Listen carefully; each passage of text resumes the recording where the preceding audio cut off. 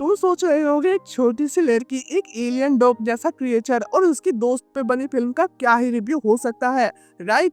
पर भाई ये सिर्फ दोस्ती की कहानी नहीं है, ये है फैमिली प्यार और एक ऐसे क्रिएचर की जर्नी जो किसी को नहीं चाहिए था लेकिन फिर भी उसने अपना घर ढूंढ लिया। और डिज्नी ने इस बार क्लासिक एनिमेटेड जिम को लाइव एक्शन में दोबारा बनाया है, डायरेक्टर डीन फ्रेंचर कैंप के साथ। पर सवाल ये है, क्या ये रीमेक जरूरी था?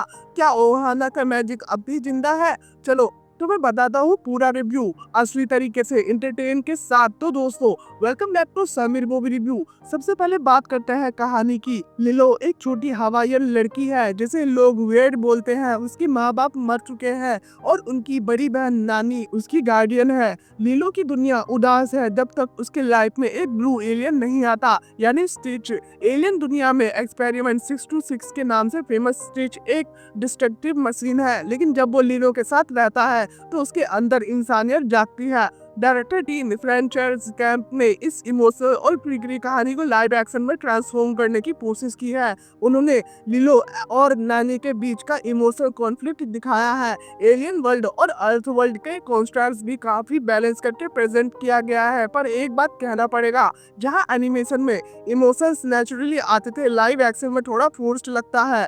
ईद का विजन क्लियर था लेकिन एग्जीक्यूशन मिक्स था। अब बात करते हैं कैरेक्टर एंड कास्ट की। तो माहिया केलोहा एज लिलो, भाई क्या क्यूट एक्टिंग की है, एकदम नेचुरल, एकदम रियल। उसके डायलॉग, उसकी बॉडी लैंग्वेज और उसकी सैडनेस भी स्क्रीन के पार फील होती है। सिडनी अबोडोंग एज नानी, उसका परफॉर्मेंस भी काफी सॉलिड था। बड़े बहन वाली फ्रस्ट्रेशन, रिस्पॉन्सिबिलिटी और प्यार सब कुछ अच्छी तरीके से दिखाया गया।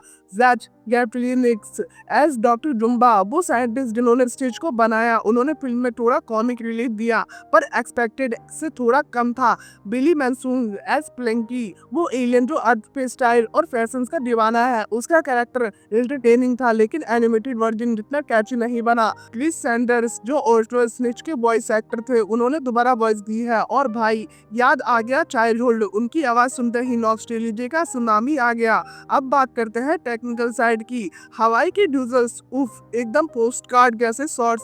सिनेमाटोग्राफर रेचल मॉरिसन ने पूरा हवाई कल्चरल स्क्रीन पर उतार दिया। स्टिच का सीजीआई डिजाइन काफी डिटेल्ड है। पहले लगा कि एनिमेटेड स्टिच ज्यादा अडॉप्टर था, पर ये रीजन भी स्लोली ब्लो करता है। बस कुछ सीन्स में लगता है सीजीआई थोड़ा वीक है। फेशियल एक्सप्रेशंस रियलिस्टिक नहीं लगते। डैन रोमर ने बैकग्राउंड स्कोर दिया है और भाई म्यूजिक में ओल्ड चार्म और मॉडर्न ट्विस्ट दोनों मिलते हैं। हवाईयन रोलर कोस्टर राइड का नया वर्जन सुनते ही तुम्हारा मन करेगा कि हवाई छोड़कर वहां से तो हो जाओ। एल्विस पेरिस के गाने भी यूज किए गए हैं जो एकदम ओरिजिनल फिल्म की याद दिलाते हैं।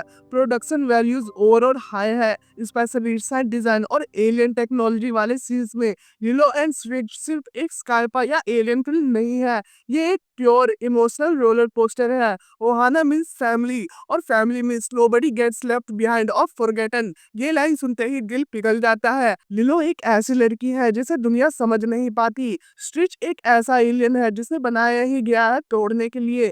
दोनों की दोस्ती एक हीलिंग जर्नी है, लेकिन कहानी में कुछ जगह पे इमोशनल बीट स्किप कर दिए गए हैं, जैसे कि लिलो का स्कूल लाइफ या नैनी का करियर स्ट्रगल। इनको सरफेस पे टच किया गया, डेप्थ में नहीं लाया गया। पर जब जब लिलो और स्टिच स्क्रीन पे होते हैं तुम बस देखते रह जाते हो। अब पब्लिक एंड क्रिटिक्स रिएक्शन की बात करें तो IMDb पर रेटिंग्स एवरेज है, लगभग 6.4 आउट ऑफ 10। रोटेन टोमेटोज पे क्रिटिक्स ने मिक्स्ड रिस्पॉन्स दिया है। कुछ ने कहा है कि ये रीमेक अननेसेसरी था। बुक माई शो और फर्स्ट पोस्ट जैसे इंटर प्लेटफॉर्म ने फिल्म को इमोशनल बट स्ट्रेच कहा। गैजेट 360 ने सीजीआई और स्टोरी पीसिंग को क्रिटिसाइज किया, लेकिन फिल्मी बीट्स ने लिलो के परफॉर्मेंस और डायरेक्शन को अप्रिशिएट किया। पब्लिक रिस्पॉन्स भी डिवाइडेड है। किड्स एंड फैमिलीज को फिल्म पसंद आई, लेकिन ओरिजिनल 2002 के फैंस को लगा कि कुछ चार्म मिसिंग है। नॉस्टैल्जिया तो था लेकिन नए फ्लेवर में, जो स्पार्क नहीं था, जो एक्सपेक्टेड था।